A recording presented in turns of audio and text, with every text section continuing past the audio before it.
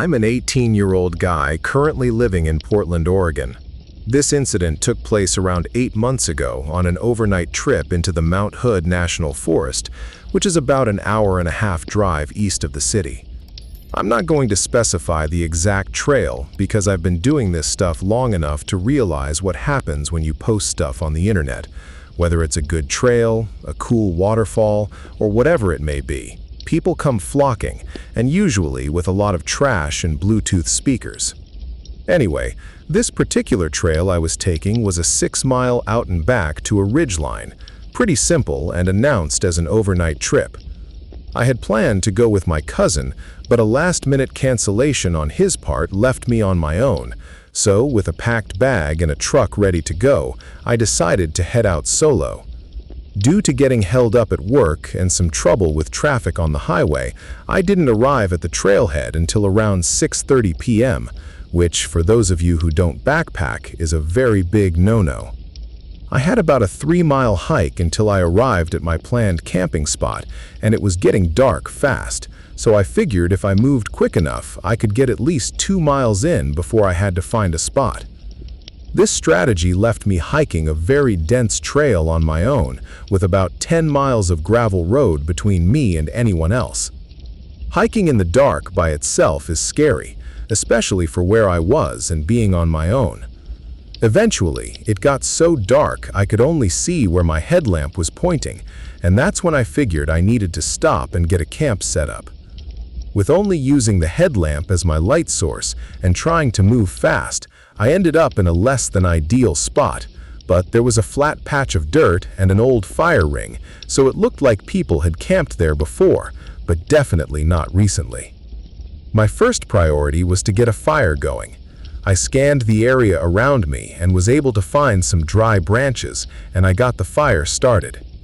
I got my tent pitched and cracked open a packet of dehydrated beef stroganoff I had brought for myself and was very much looking forward to eating.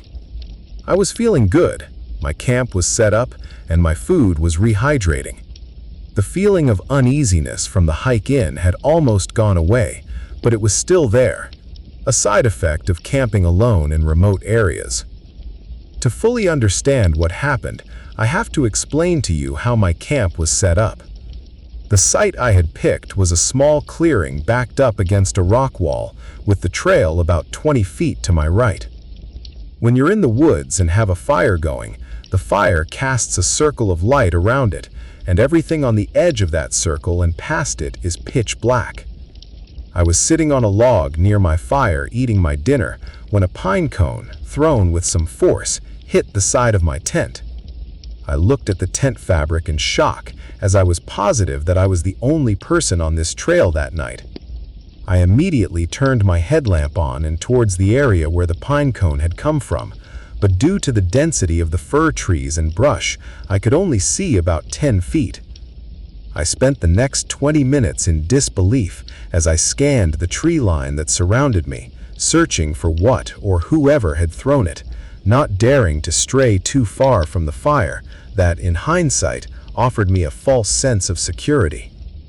After sitting back down and spending the rest of my time on high alert, I was able to convince myself that it had just fallen from a high branch and hit the tent at a weird angle. I went to sleep that night, not expecting the pure terror that was about to unfold. I woke to the sound of a zipper, barely audible if you weren't listening for it, but it was there. Still in a sleepy daze, I listened as the sound stopped abruptly. I went to grab my bear spray that I had left right next to my boots in the vestibule of the tent, but the more I felt around, the more scared I got as I came to realize that it was no longer there. I sat up in my sleeping bag and unzipped the rain fly and looked around.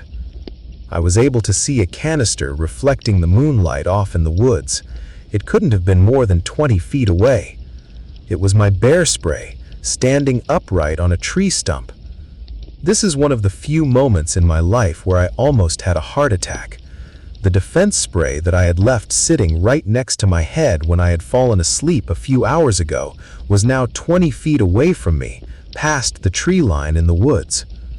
I hurriedly slipped my boots on, clutching my pocket knife in my hand, and kept my head on a swivel. I weighed my options: stay there and wait out the night, or attempt a 3-mile hike back to the truck in the dark. I figured that whoever was out here with me was definitely going to have a better advantage if I was out on the narrow trail without a light, so I decided to stay at the camp and wait out the night there. Eventually, the noises started again. I could hear walking through the brush. It was far off, but I could hear it. It sounded like someone pacing back and forth, dragging a stick against the trees. Sometimes they would walk too far, and I would lose the sound of their steps, but then 30 minutes, maybe an hour, it would return, still faint as ever. This went on for 3 or 4 hours, until I listened to the steps get closer and closer, until they were just outside the light of the dying embers. At this point, the fire had basically burned out. The footsteps stopped, and everything went totally silent.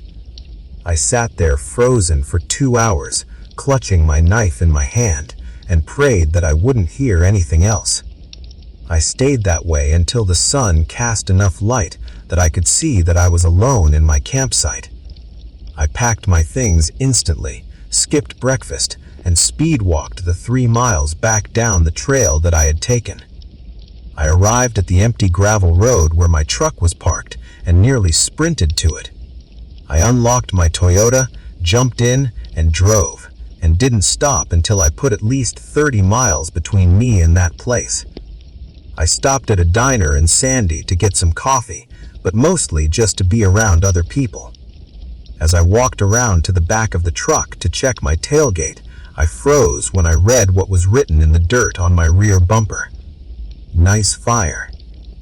A lot of weird things have happened to me on my various adventures through Oregon, but this is the weirdest and scariest by far, so I thought I'd share.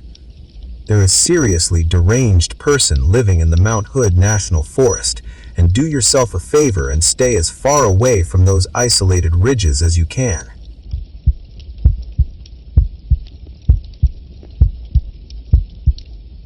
Aside from a few odd occurrences here and there, this was my very first paranormal experience.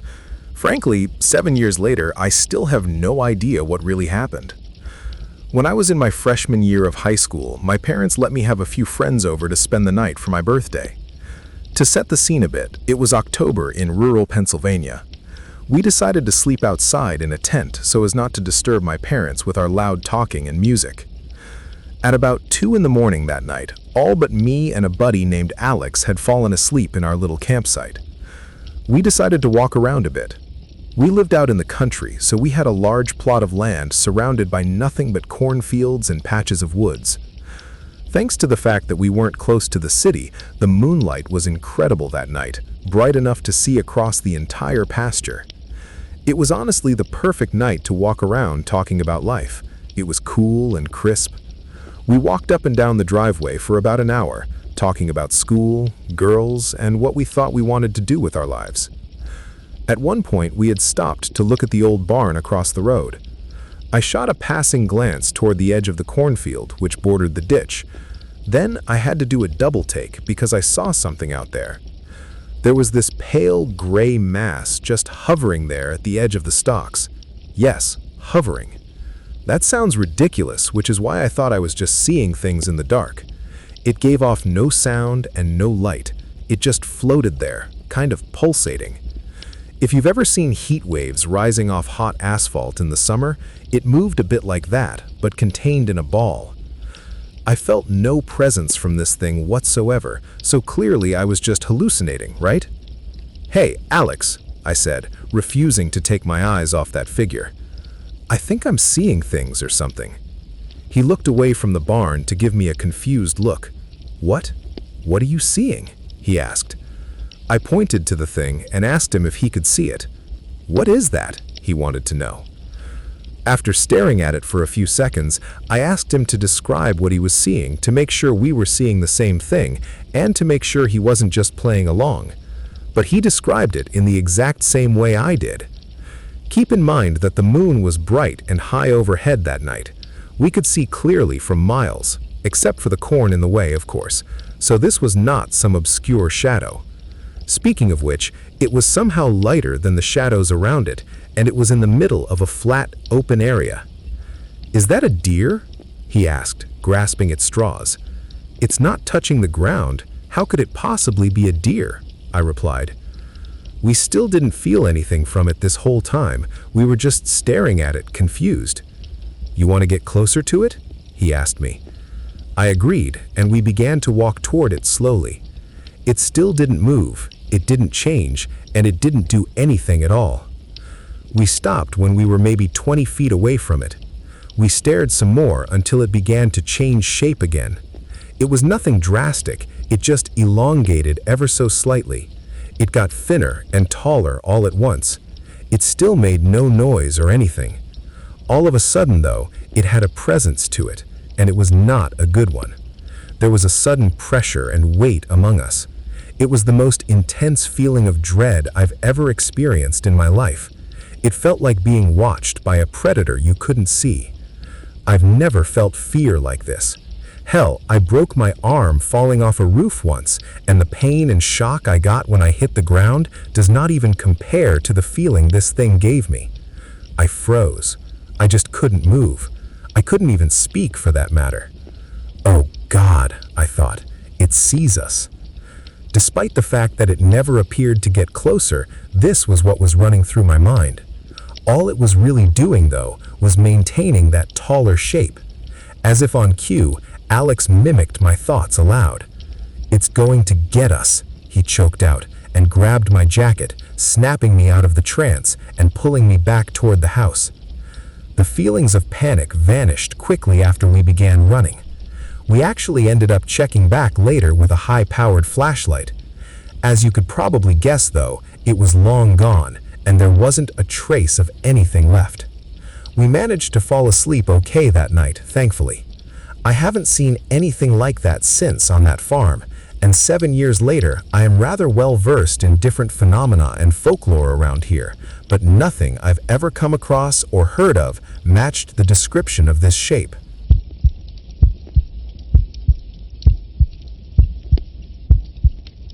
Back in 2011, I was on a wilderness retreat with my youth group in the mountains of North Carolina.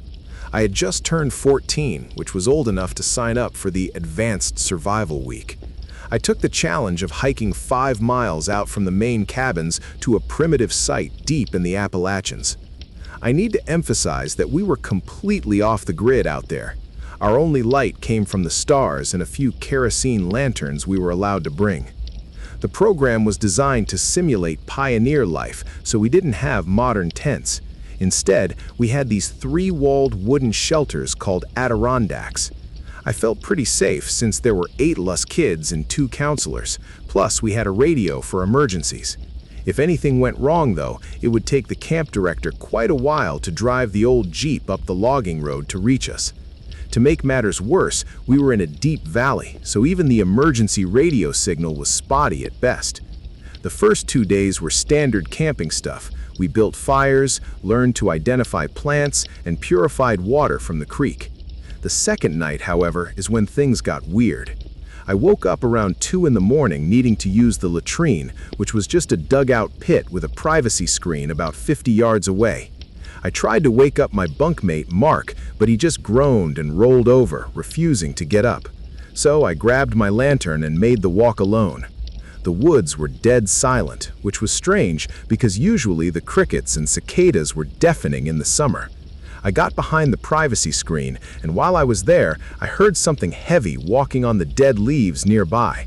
It didn't sound like a 4-legged animal. The cadence was rhythmic, like a person. I called out, "Mark, quit trying to scare me, it's not funny," but I didn't get a response.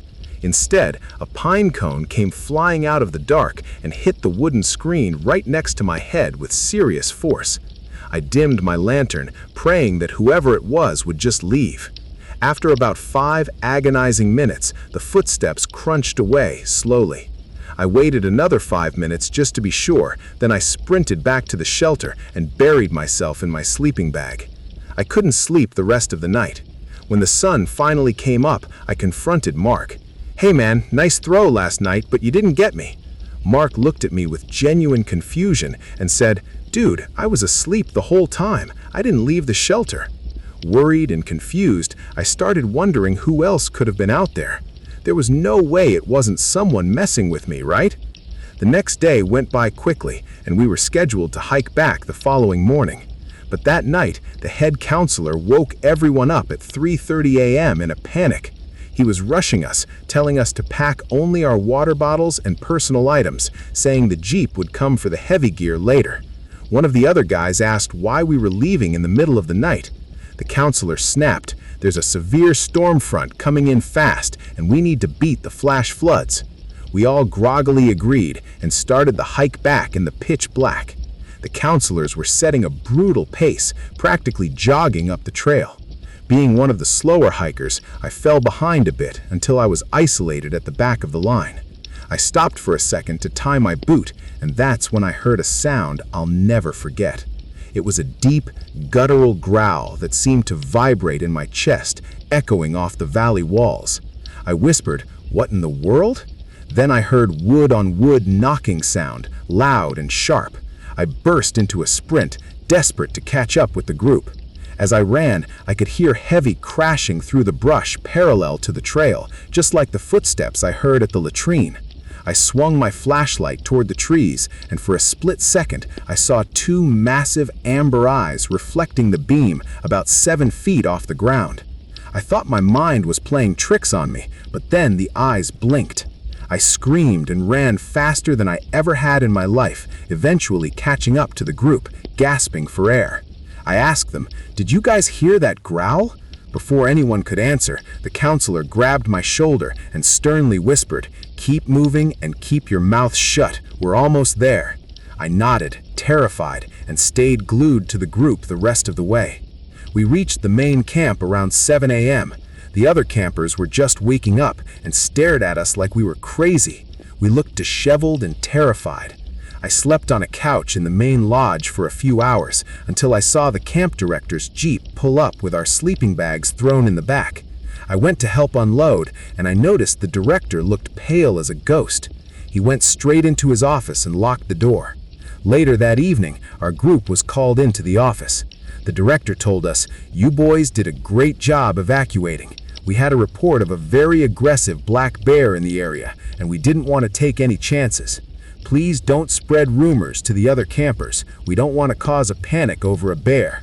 We all said, "Yes, sir," and walked out, but nobody bought the storm or bear excuse. Since our gear was still being sorted, we were allowed to sleep in the lodge that night. Even surrounded by sturdy walls, I felt uneasy. Around 3 a.m., I woke up and couldn't get back to sleep, so I sat up and looked out the window toward the edge of the forest. The floodlights from the parking lot illuminated the tree line. I watched a raccoon scurry near the trash cans, but then it bolted as if its life depended on it. A moment later, a massive, dark figure stepped out of the trees. It wasn't a bear. It was walking upright on 2 legs, covered in dark hair, and it had to be at least 7 or 8 feet tall compared to the signpost it walked past. It stood there, staring right at the lodge, its arms hanging down past its knees. I wanted to scream, to wake everyone up, but I was frozen in fear. It looked almost human, but way too big and broad. I looked back at my friends sleeping on the floor, feeling helpless. When I looked back at the window, the thing was gone. I pulled my blanket over my head and didn't move until the sun came up. We left the next morning, and the ride home was dead silent. Years later, I looked up that camp online. I found a forum post mentioning that the specific primitive trail we used was permanently closed in 2011 due to hazardous terrain, but I know the truth. To this day, I believe what I saw was a Bigfoot or something similar. I made a promise not to talk about it back then, but I have to know if anyone else has experienced something like that in the North Carolina mountains. I can't be the only one.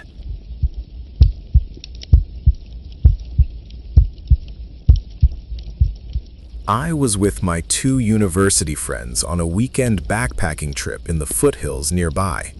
I'll change their names for privacy, so let's call them Alex and Ben. Alex and I aren't exactly outdoorsmen, so it was Ben leading the charge. He knew a secluded spot by a small alpine lake that he guided us to. It was about a 3-mile hike through the dense forest, but there was a perfect flat clearing right on the water's edge where we planned to camp. When we arrived, the place was completely empty. We set up our gear right in the open space between the tree line and the shore, then cracked open some drinks and sat around the fire pit. A little while after we settled in, I happened to notice some movement up on the ridge overlooking our site. There were people standing up there, dressed in dark, drab clothing that didn't look like hiking gear. They didn't have backpacks or walking sticks, and they were just standing still, looking down at us. I pointed them out to the guys, but Ben looked confused. He said there was no trail up on that ridge, and that it was mostly just jagged rock and thick brush. He seemed genuinely disturbed that people would be up there without gear. Alex joked that maybe they were just locals messing with us, and we eventually went back to our random conversations, trying to ignore it. A few hours later, we agreed to call it a night. The sun had been down for a long time, and the hike had really drained us. We all crawled into our separate tents, but not being used to the wilderness, I found it impossible to fall asleep. The silence was too heavy, and the ground was uncomfortable even with a pad. I must have laid there for at least an hour, just hoping I could drift off. But then something instantly snapped me to full alertness. There were footsteps crunching on the gravel, coming from the direction of the lake. At first, I assumed it had to be Alex or Ben getting up to use the bathroom, but I never heard a zipper sound. Only a few seconds later, I realized it wasn't just one person. It sounded like 3 or 4 people walking in a steady rhythm, moving in a line. I stared at the nylon wall of my tent, expecting to see the glow of flashlights sweeping across the fabric, but there was no light at all. Whoever was out there had to have seen our tents in the moonlight, and nobody normal would walk through an occupied campsite in pitch blackness without announcing themselves. I didn't know what to do, so I just froze, pretending to be asleep while listening to them get closer. The group walked right through the middle of our camp, passing within inches of my feet. As soon as the sound faded toward the woods, I quietly unzipped my tent and peeked out. Just as I did, Alex unzipped his tent too.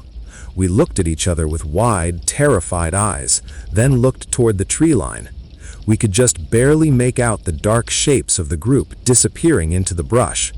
I scrambled out of my tent and ripped open Ben's door, waking him up. We frantically explained what happened, and surprisingly, he didn't try to rationalize it. He looked even more horrified than we were, knowing how dangerous and abnormal that behavior was. We started shoving our sleeping bags into our packs, feeling way too exposed to stay another minute. While we were scrambling to pack, Ben suddenly froze and grabbed my arm, whispering for us to stop moving. We followed his gaze. At the edge of the clearing, where the trail began, the group of 5 or 6 people had stopped. They were standing in a row, completely silent, just watching us. My heart was hammering against my ribs. I grabbed my bag, leaving some loose gear behind, and we all sprinted in the opposite direction, cutting through the woods to avoid the main trail where they were standing. We didn't turn our flashlights on until we were a mile away. We luckily made it back to the car, but what that group was planning is a mystery. Based on how they were waiting for us at the trailhead, I don't think they intended for us to leave.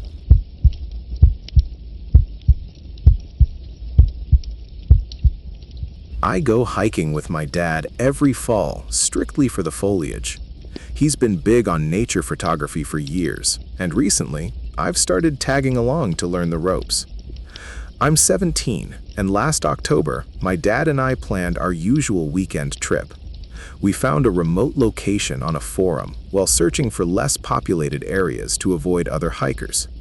There were no photos of the actual campsite, but the coordinates were precise, and the forum post claimed it was a hidden gem and totally secluded. We set out on a Friday afternoon, leaving the truck at an old trailhead and starting up the path. Almost immediately, we realized the post wasn't very honest.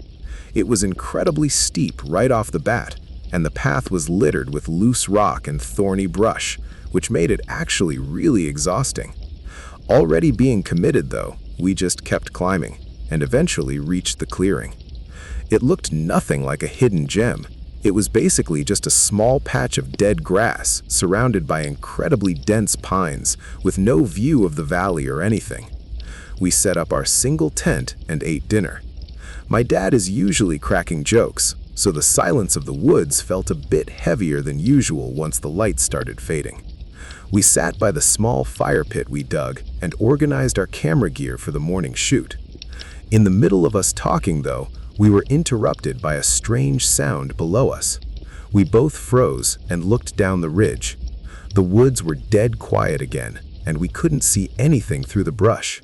It sounded fairly close though, like maybe 100 yards down.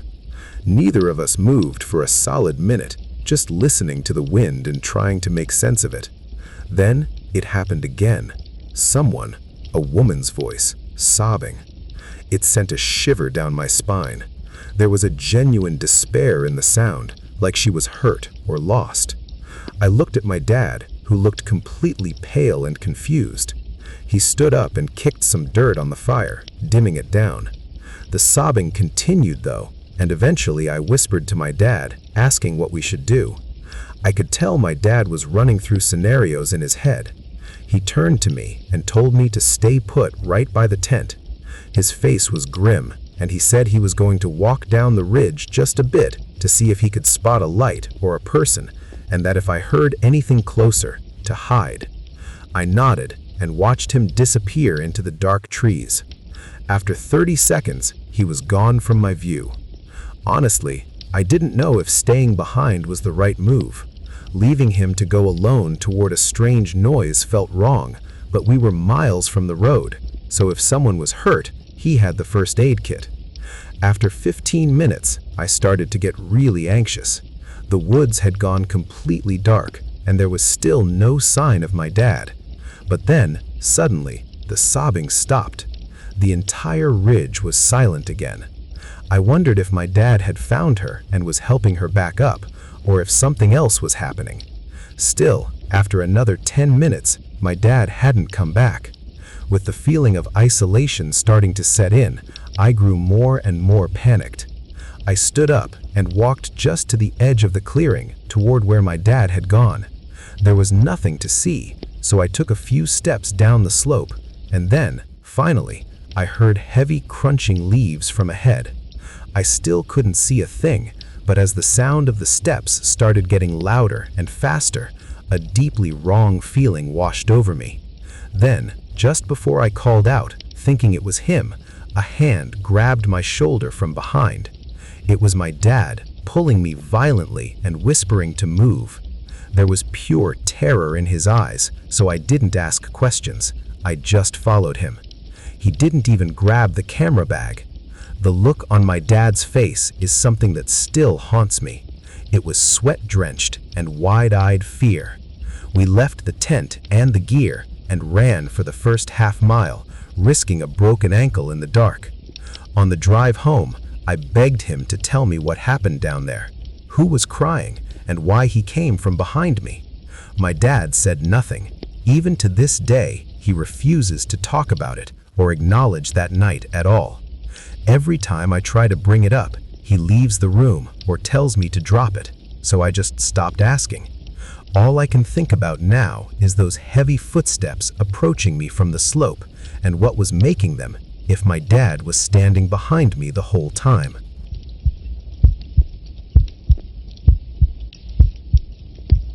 When I was in junior high, every year the 8th graders went on a science camp trip to the mountains. It was a rite of passage, and everyone was excited. That year, my class went up to the Sierras to stay for 5 days in these cabins deep in the woods. Everyone got assigned into groups of 4 to share a bunkhouse, so my friends Chris and Mike and I got put in a cabin named Ponderosa. Everything was cool. The cabin was drafty, but it was comfortable enough for us. We had a rule, though, that if we needed to go to the mess hall or the bathrooms at night, we had to take a flashlight and go in pairs because it was pitch black and there were wild animals. One night, I was jolted awake by the sound of tapping coming from the wooden post right at the foot of my bed. It just kept tapping rhythmically, really distinctly, so I thought it was Chris trying to get my attention. Maybe he needed to go to the bathroom and didn't want to wake Mike up. I lay there for a minute, just listening and waiting for him to whisper my name or shine his flashlight, but there was just silence, just that tapping sound against the wood. I decided to peek out from my sleeping bag, and what I saw froze me to the bone. It was a young boy wearing suspenders, sitting on the edge of my bunk. He was looking straight at the wall, not at me. At first, I thought it was Mike because he was about that size and height, but then I remembered Mike was wearing a bright orange t-shirt to sleep in. I was paralyzed. I slowly pulled the blanket back up and just shut my eyes tight, hoping he wouldn't turn around.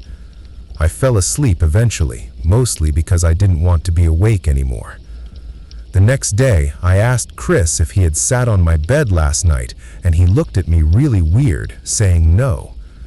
That afternoon, we were exploring the attic space of the main lodge and saw an old plaque with names of campers from the 50s.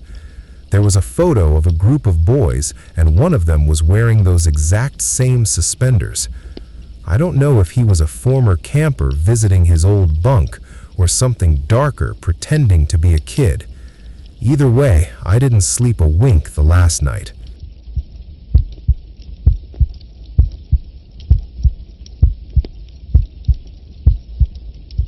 I live in Montana, and this story took place when I was about 11. During the summer, I always went camping on the weekends. On this occasion, I went camping with my best friend, Tyler, and his family. During this summer, his father wanted to go deep into the mountains, really to the middle of nowhere to camp. I wasn't as excited as I usually was for camping trips, but I didn't want to stay home, so I went with them. As we were entering the logging road to the campsite, I was kind of spooked by a sign that read, "Mountain Lion Habitat, proceed with caution." Being little, I thought that I was sure to get eaten if I wandered off. Also, we left late in the morning that day and did not make it to the campsite until almost 5 p.m. I was really tired and stiff from being in the truck so long, and eventually I got out to help unpack.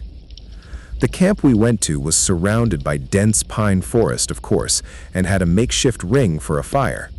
It was actually a decent spot for our tents. Later on, we finally got settled, and Tyler wanted to go explore a creek we heard nearby. There was a ridge and a stream down below, so that sounded fun. We grabbed our walking sticks and tried to leave on our own, but we were stopped by his mom, who told us not to go alone. So, they made us go with his older brother. We had to follow a deer trail, and his older brother had to push branches out of the way. It took us a while to get to the water, but we made it. While we were throwing rocks in the water, a sudden feeling of dread went down my spine.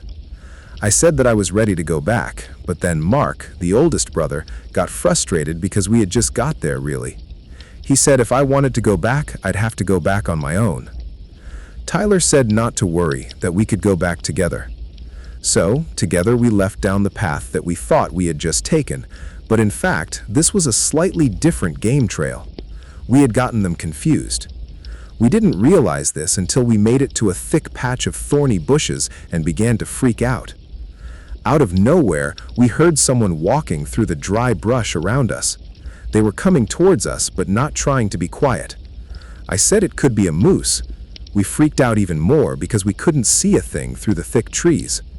When I saw the blue color of our tent through a gap in the trees not too far away, I grabbed Tyler by the shirt and we began to run towards it.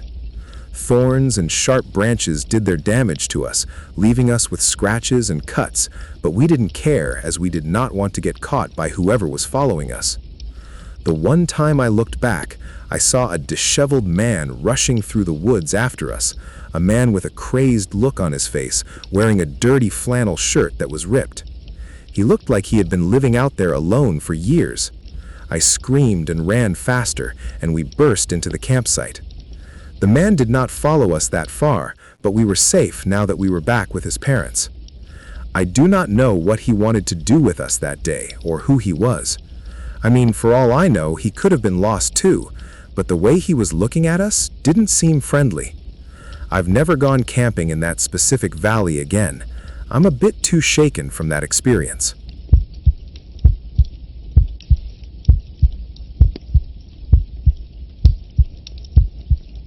This was 2002 when this happened. A college roommate of mine asked me to go backpacking with him in the Cascades. I hadn't been since I was a Boy Scout, so I agreed. It sounded like a good break from classes, and I was excited all week leading up to the trip. I didn't get much sleep the night before because I was packing and repacking my gear. He picked me up just after 4 a.m. and we drove the 3 hours to the wilderness area. I managed to doze off in the passenger seat, so I felt a little better when we arrived. Then he dropped the news on me. We still had to hike about 6 miles off trail to get to the secret spot he knew about.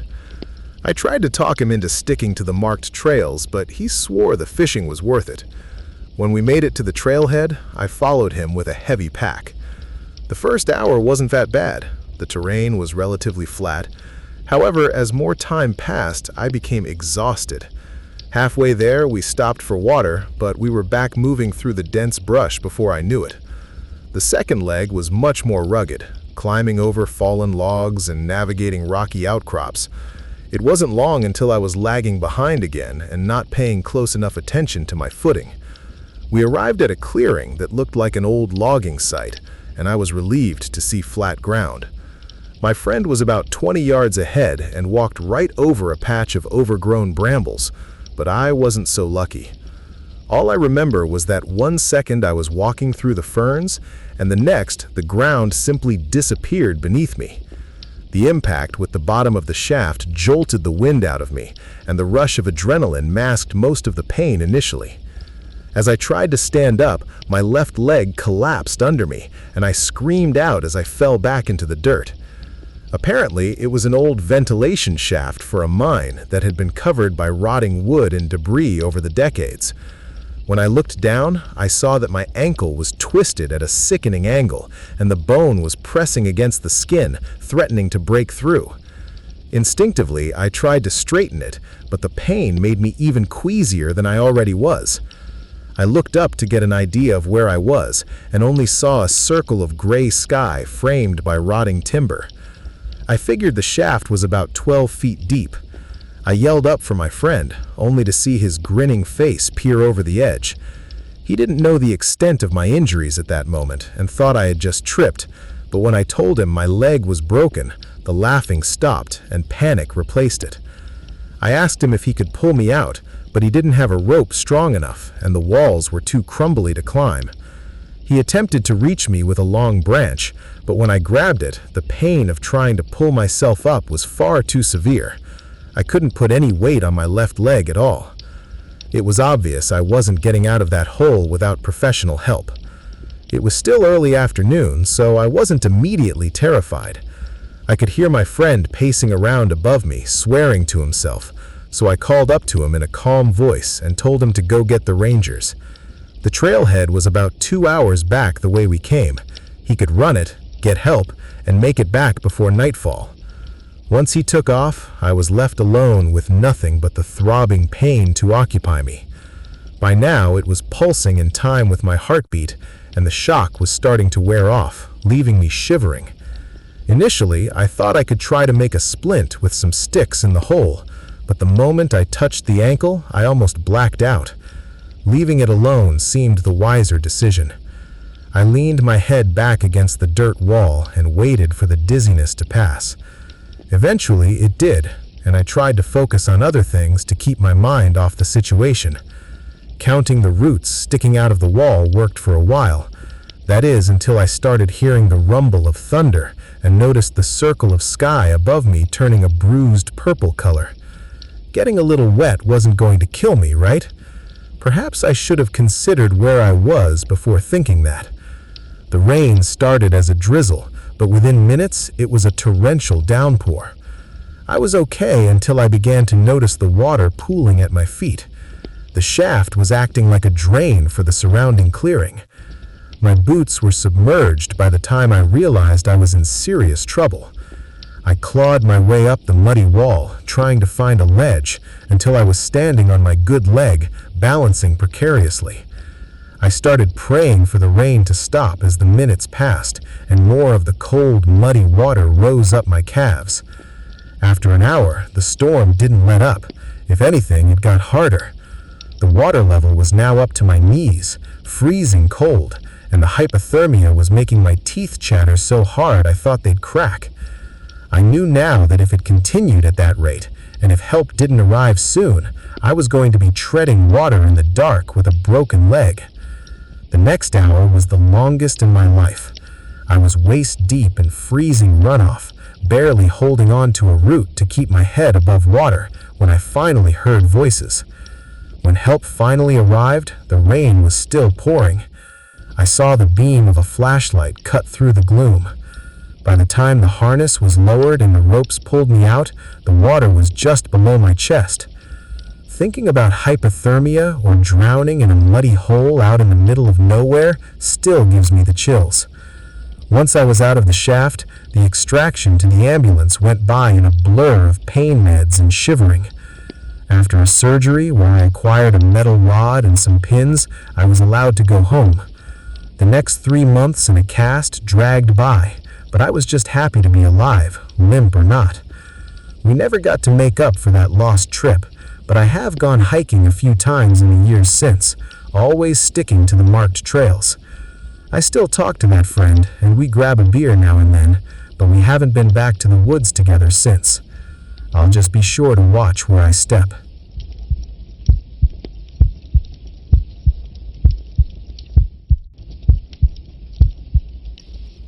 About 2 years ago, I went on a camping trip with my older brother in early October.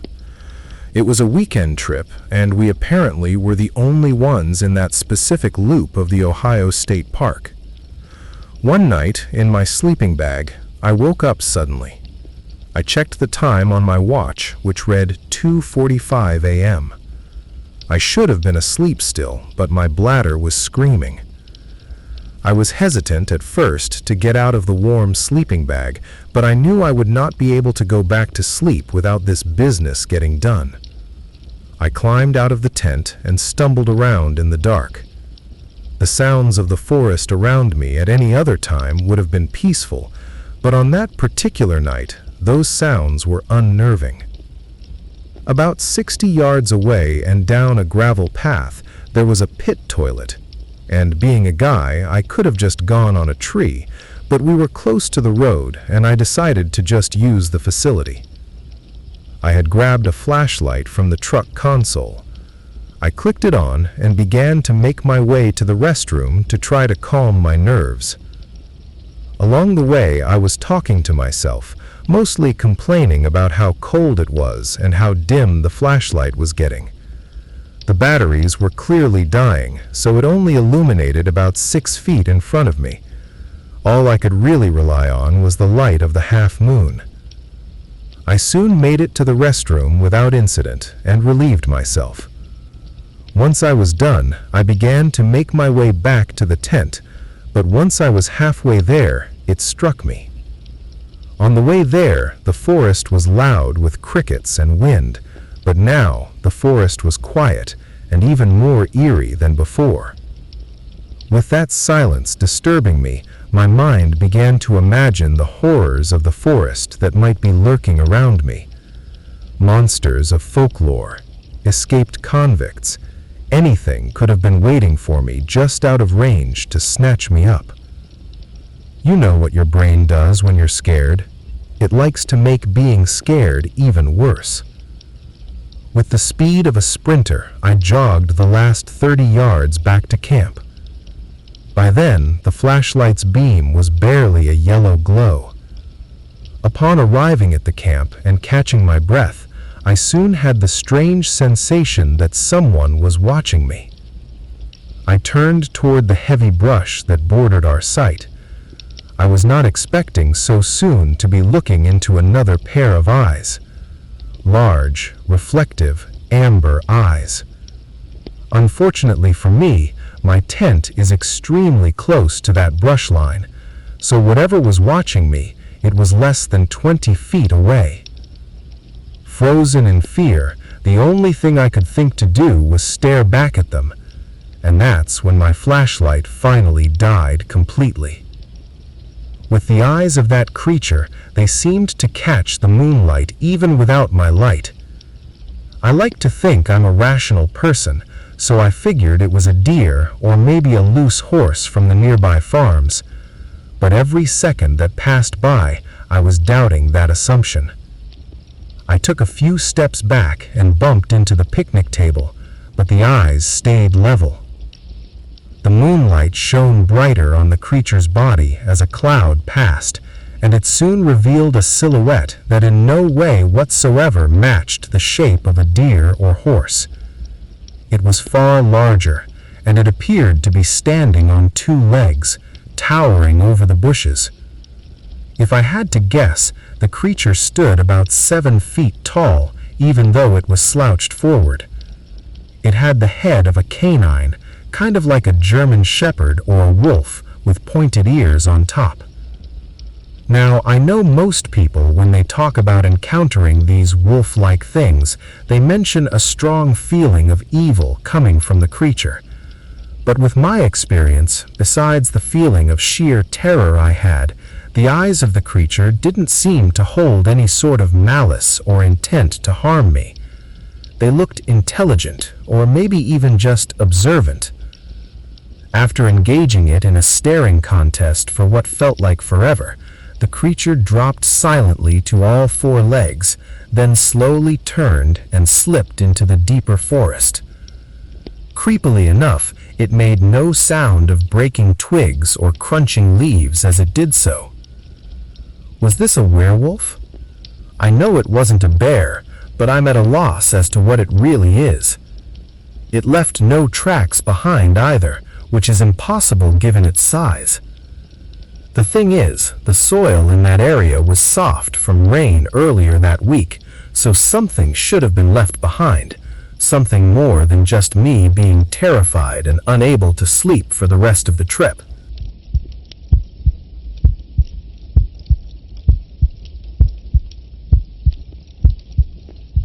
I really enjoyed the autumn season, so when October rolled around in 2009, I was already mapping out a solo hiking trip to a state park about 3 hours north of where I lived. I usually went with friends, but nobody was free that weekend, so I decided to just go alone, which would be my first time solo camping in that specific area. I guess with this trip I was a bit scatterbrained, because halfway there I realized I had completely forgotten my heavy sleeping bag and only had a thin blanket in the trunk. I didn't want to turn around since I was already making good time, so I said screw it and figured I'd just sleep in my clothes if it got too cold. Things started going wrong when I hit a massive detour due to road work, throwing me way off schedule. By the time I actually got off the highway, the sun was already dipping below the horizon. I drove for another 30 minutes on these winding back roads, seeing absolutely nothing but dense pine trees on either side. I remember thinking it was strange that I hadn't passed a ranger station or even another car for miles, but my main focus was just finding the trailhead before it was pitch black. After driving over gravel for what felt like forever, the road just sort of dead-ended into a small dirt turnaround. I thought to myself, this has to be the overflow parking, right? Looking back, I should have double-checked the map, but I was just exhausted and wanted to set up camp.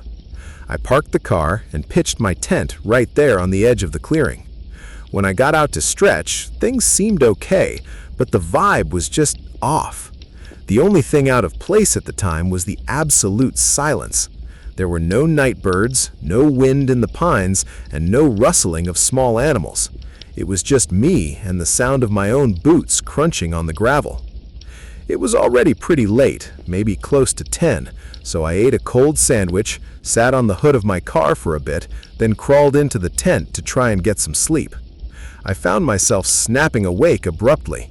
I checked my phone, and it was just after 2 a.m. I thought maybe the cold had woken me up because I was shivering a bit under that thin blanket, but then I realized I was holding my breath. I came to the conclusion that my brain was just playing tricks on me, so I rolled over and tried to get comfortable again.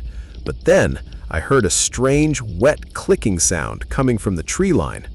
I sat straight up. What on earth was that? I thought to myself.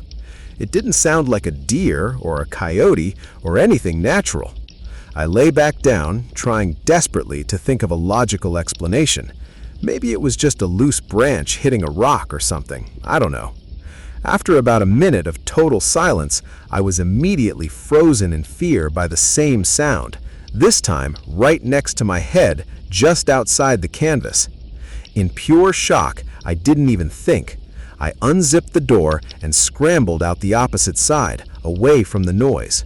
I ran blindly into the darkness towards where I thought the road looped back. I wasn't running for more than a few seconds when I tripped over a tree root and slammed onto the ground. Keep in mind, it was freezing and I was only wearing thermals. I stayed on the ground for a few seconds, trying to keep as motionless as possible. Maybe the thing didn't hear me fall, I thought. I didn't want to breathe loud enough to give away my position. I listened. There was nothing. I waited a little longer, but still nothing. I slowly lifted my head, trying to see my car in the moonlight, but it was just shadows on top of shadows. While doing this, I noticed that the silence was even heavier than before. It felt like the air itself was pressing down on me. I realized I had left my car keys in the tent pocket. I knew I'd have to go back. I tried to crawl back toward the campsite as fast as possible while making the least amount of noise. Every time my hand brushed a dry leaf, I cringed. I successfully got to the tent and reached inside blindly, fumbling for the pocket. Once I grabbed the keys, I sprinted to the car, unlocked it, and ignited it. Once I did this, I threw it in reverse to get the heck out of there. I knew I shouldn't have done what I was going to do next, but as the headlights swept across the clearing, I took one look back. Standing right where my tent used to be was the thing. Even in the brief flash of light, I could make out its features. Its limbs were way too long and jointed backwards, and its skin looked like wet gray clay. It didn't have a face, just a smooth surface where eyes should be. I knew it sensed me because it twitched its head in a way that made my stomach drop and let out that same wet clicking sound, but louder. I floored the gas pedal. I didn't stop driving until I was back in civilization and pulled into a 24-hour truck stop. I sat in the bright fluorescent lights of the diner, drinking coffee until the sun came up. I never went back for my tent. Now this may have been just the trauma speaking, but I think even as I was driving down the highway, miles away, I think I may have seen that gray shape darting through the trees, matching my speed in the periphery of my vision.